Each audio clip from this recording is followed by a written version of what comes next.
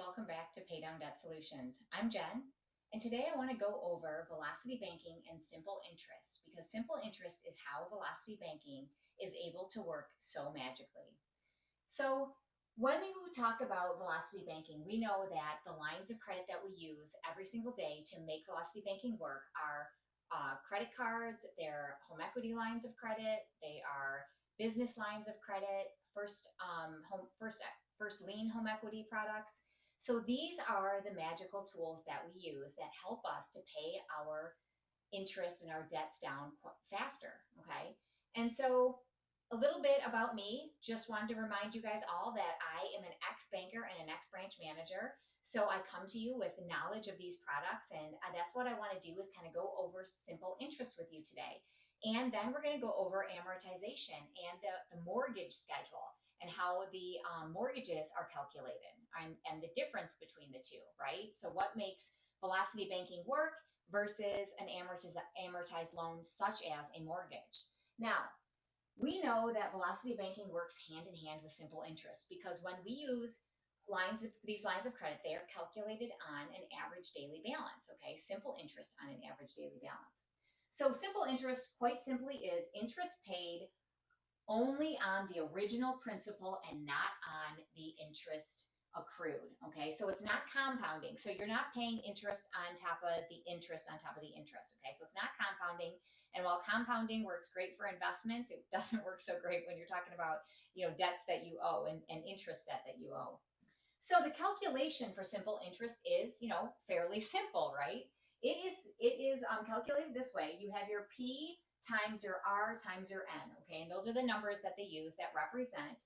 Your P is for principal, your R is for your interest rate, and then you have N here, which is the term of loan in years, okay? And so once I go over all of this, I'm going to use a practical application showing velocity banking and the pay down way and how that can relate to your mortgages at the end of the day, okay? So if you were just to take this simple calculation here, right, for simple interest, and let's say we had an $18,000 loan, okay? And so it's calculated on a 3-year term, and it is at 6%. So when I talk about averaging your interest, right? When I talk about, putting paycheck parking and then figuring out the interest that we're going to owe on our line of credit based on the interest rate, this is how it's calculated.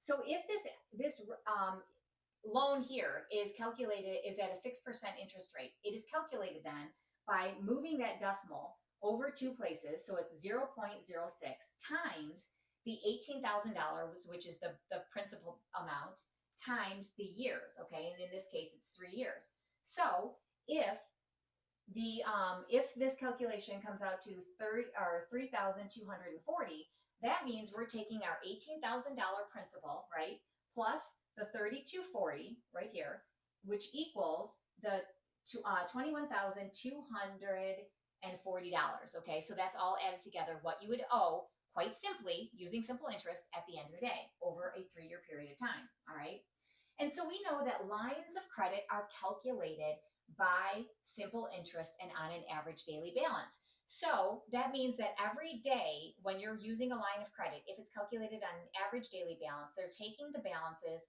each day and looking at them, at the end of that day, what the balances are. And then your interest rate is calculated from it, okay? Now, that's different from a loan, an amortized loan, okay? So an amortized loan is something altogether different. So your amortized loans are a lot of times your auto loans, a personal loan would be amortized, such as a mortgage would be amortized as well, okay? And so those are examples of loans. Student loans, again, are also amortized, all right? So amortized loan is a loan that requires regular payments, okay, over a specified term covering both principal and interest, so at the same time, right? And so the first portion of the loan payment, so this first portion here, right? So the first portion of the loan payment goes towards interest. So that is going towards interest here. And then the remainder of that payment then is going to the balance, okay? And so when I talk to you guys about how I'm not a big fan on mortgages, this is why. Because your mortgage companies out there understand this all too well, and they have done this, and it's brilliant, right? They have made mortgages, amortized loans, and what they do is they know that the average American or the average person, I can say, usually moves, and especially in America, usually moves in the first 7 years, okay? And so what happens is these mortgage companies then front load all of that interest. And so you're paying the majority of your interest in the first, 7 to 10 years, let's say. And then as you pay down that interest, right, over time, as you pay down the interest, the balance then that your amount that you're paying goes up. So you're paying the principal. It's an inverse relationship, okay? So rather than have it, evenly spread throughout the mortgage, it's front end loaded, right? And so had they back end loaded it, knowing our habits that we move after 7 years, that would benefit us. But it doesn't. It benefits the bank, doesn't it? And so that's why when I talk about loans and especially mortgages, we need to be smart about how we, play out these mortgages and what we do with them. And so part of that would be velocity banking. So if you've already learned how to run your finances and get rid of your debts through velocity banking, this is another option for you, okay? But let's first look at that amortized schedule, okay? So here I've taken a 30-year mortgage and it's for $215,000. And let's say it started in January, okay? So if it starts this year in 2025, that means if we take a look at the schedule, and I've run it for 7 years here, 2025, the interest we're going to pay in that first year is $7,995. The principal amount we're going to pay is $3,953. And our balance then at the end of 2025 is $211,946. So we didn't go very far, did we, in 1 year? We didn't move that needle very much from the 215,000. So let's move on to year number 2. So here we are in 2026. We have paid $7,844 in interest in that year on our mortgage. And our principal, we've only knocked that down by $4,104, which means that our balance at the end of year 2 is $206,942. Okay? So let's move on to year 3. In 2027, we have now paid in interest $7,687. We have paid on principal $4,260. And we have paid that, our balance is now at $202,681. Okay? Now, the other thing I want to tell you too is I calculated this on a 3.75% interest rate, which is incredibly low. We know interest rates are double that, okay, right now, but I calculated it low just to show you how much your small interest rate that you have on your mortgage is actually doing damage, what kind of damage it's doing to us, right, financially. These steal your wealth, you guys. They absolutely steal your wealth, and I'm going to show you a better way of handling them, all right? All right, so we got to year 3, right? We were down to $202,000. Now let's hit year 4, okay? So here we are, year 4. We are at, let's see, we're at interest paid is $7,525, and our principal amount that we've paid is $4,423, so $4,423. And now our balance is at $198,258, okay? So year 5, 2029, we've paid $7,356 in interest. We have paid in principal $4,592, and our mortgage balance is now $193,666. All right, and so if we continue to carry this out and we get to year 7, which is 2031, okay, in 2031, we've paid in interest $6,999, so $6,999. We've paid in principal $4,949, so $4,949. And then our balance is now $183,949. So here you can see illustrated quite well, right? The inverse relationship. Our interest is going down, right?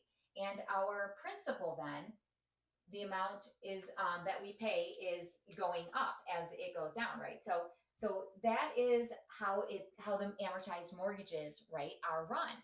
All right, so now that we know this, at the end of our 7 years, so let's say we lived in this house for 7 years, how much would we have paid? Well, we would have paid $52,587 in interest. That's a lot of money, right?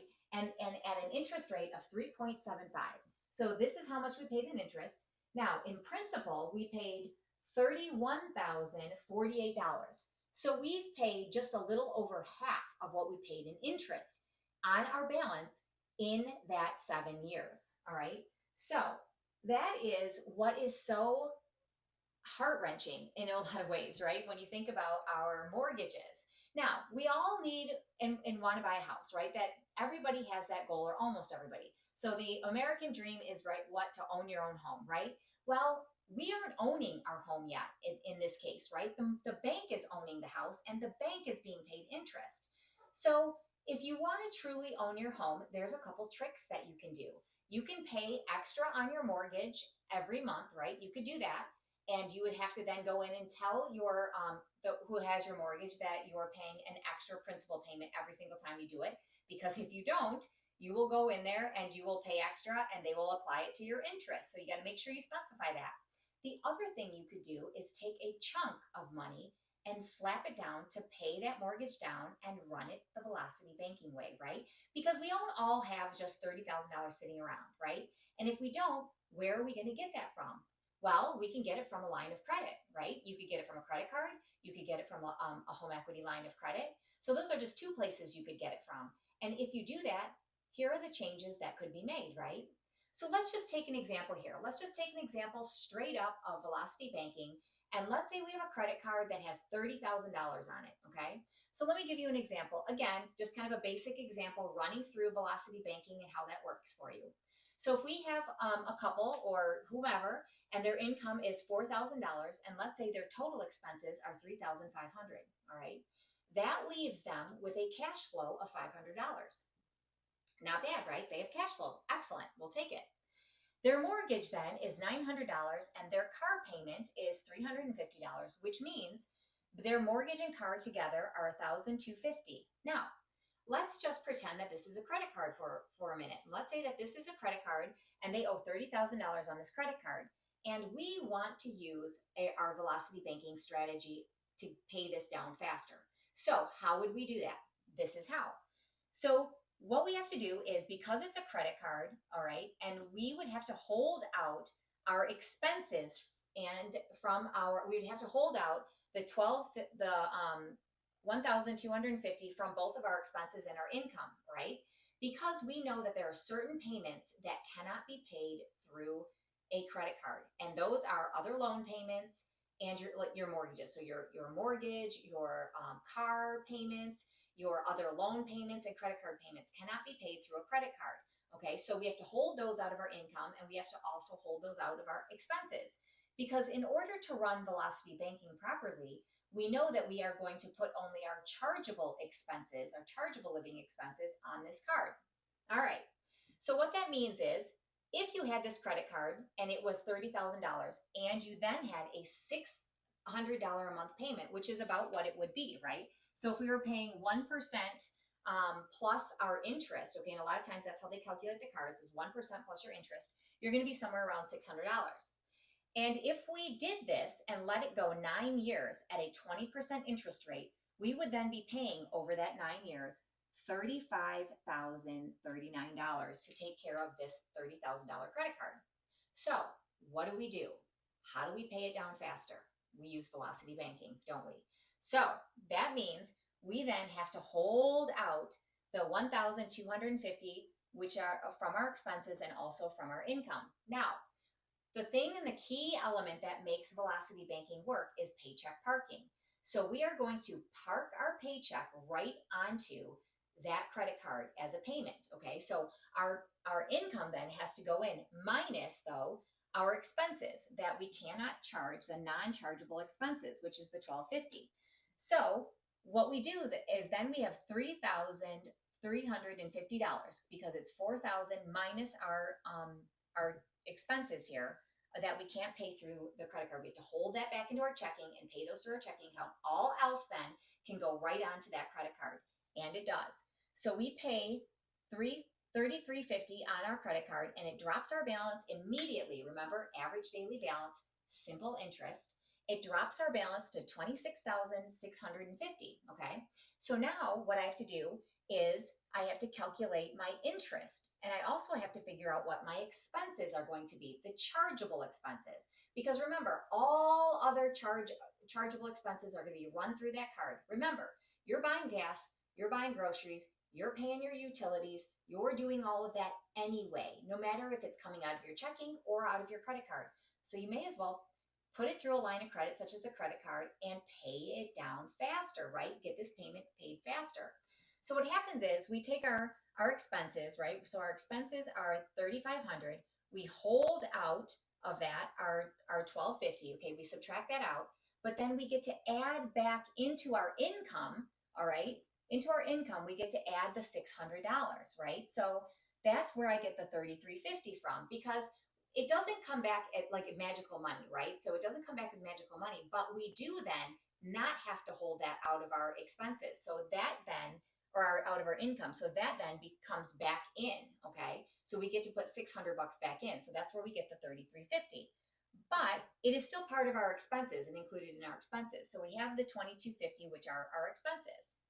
And then we have to calculate our interest. Now, again, we're adding together our high balance and our low balance because, again, it's on average daily balance, right? That simple interest. So we're adding the 30 plus the 26. We're going to add them together, divide by 2, and then we're going to multiply that by our interest rate, which is 20%. So that means it's going to be multiplied by 0.20. Okay, so that's what our multiplier. So when we multiply that by what we got as our average here, between the 30 plus the 26,650, add it together, divide that by 2, then we multiply it by the 0.20, we're going to get a year's worth of interest. But we don't want the year, we only want 1 month of that. So we then divide it by 12. So in dividing that by 12, we then get $472. That is the interest that we are going to be charged. So what we've done for ourselves in this example is we have given ourselves back this $600, okay? So that is the beauty of velocity banking. When you paycheck park like this and you put your paycheck into that debt destroyer, right? That credit card, which is called a debt destroyer, you then get back that payment as cash flow, okay? So that payment becomes cash flow that helps to work these balances down. So now we're sitting at $29,372, okay? Right? So we started with $26,650, but we had to add in our expenses that were chargeable. We had to add in our interest, so we were up to $29,372. Then our income comes back in and hammers it back down, doesn't it? So our income comes back in, we park it right on that line of credit, which is our credit card, and we drop it to $26,022, just like that, immediately. All right, so now throughout the month, our expenses are coming out, right? We're getting haircuts, we're getting our riding lessons, we're playing soccer, we're paying for Robux for our kids, right? So we're doing all of that and our expenses are coming out, but then we have to, again, calculate the interest. And again, we do the same calculation. All right, multiply it by 0.2, divide it by 12 to get the 1 month. And as you can see, we've already dropped it here, right? We've already dropped that interest and the interest is coming down for us. So we're going to run it this way, and we're going to continue this on for 33 months. Okay, so for 33 months, this is what it looks like. Now remember, if we let it go and did not do velocity banking, we would have paid $35,039 to pay for this $30,000 in debt that we incurred. Okay, but when we run it through velocity banking and we do the pay down way, right? Oops. I just lost the magnet. All right, so this is what happens. We end up with 33 months, okay? 33 months, so less than 3 years. And yeah, less than 3 years. I had to calculate that for a second. I'm like, wait a minute, is it? Yes. So less than 3 years. And the interest that we've paid is $8,951. Okay, so that is the interest that we paid. So we were able to skip ahead 6.5 years, okay? If we were to have used that $30,000 onto our mortgage, if we were to put that on our mortgage and make a slap principal pay down payment, we would be able to skip ahead about 6.5 years. So somewhere between these two, okay, is where we would be. And we would have skipped about $52,000 in interest, all right? So that's a significant amount of savings when you think about it, in just one $30,000 deposit onto that mortgage. And again, you guys, remember, the great thing is when you're using and running your finances the velocity way, you have all these extras that you can do to help get back your wealth, right? So we know that this mortgage here has a small interest rate, but you're still spending, okay? This is what, if we were to let that play out over 30 years, we would be paying $143,451. That's a lot of money, okay? And so we can save ourselves that if we make chunk payments like this, okay? Chunk deposits. Now, this example, it's a credit card payment of $30,000, hard to come by, but some people actually can. They have high credit card limits that they could do this. You could do it though through a home equity line of credit, and that's one of my favorite ways to do it, because if you're doing it through a home equity line of credit, you don't have to hold out those non-chargeables, because everything then gets run through that home equity line. And it's run through that home equity line because it is connected to your checking account. So it just pulls right from that line of credit to cover all of your expenses, okay? So we could do it through a credit card though. You could use Plastique, and you could do a one-time Plastique payment. So that's at 2.99%, I believe, right now. So you could actually utilize that and do a chunk payment this way, okay? And yes, you'll have to add that that one-time interest that that one-time amount that they charge you for that $30,000. But at the end of the day, you guys, you are skipping ahead 6.5 years on that schedule and saving yourself a significant amount of money. So again, the power of velocity banking. This is why we bring this to you every day, guys. And I hope you find a way to then help yourself out with your mortgages, because you, in many cases, you guys can shave off, 3/4 of the time that you would have spent in 30 years. You can do this. You can drop your mortgages down to 7 years pretty quickly if you make chunk payments like this. But we give you guys choices. It's all about what you do with those choices we give you. Then you make the changes. Hope you guys have learned something today, and I will see you in the next video. Have a good one.